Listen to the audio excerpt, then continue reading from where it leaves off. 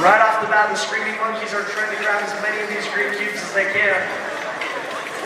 Hawkbot looks like they might have some technical difficulties.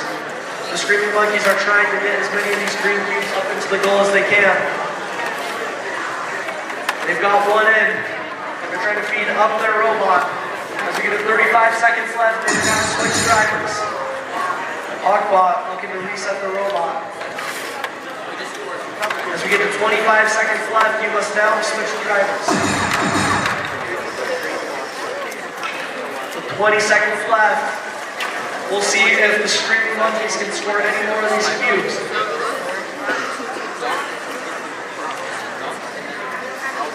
10 seconds left. They knock a red off of the post. We'll see if they can pull off the last minute mark. They get another red. They get the last red for a quick 15 points.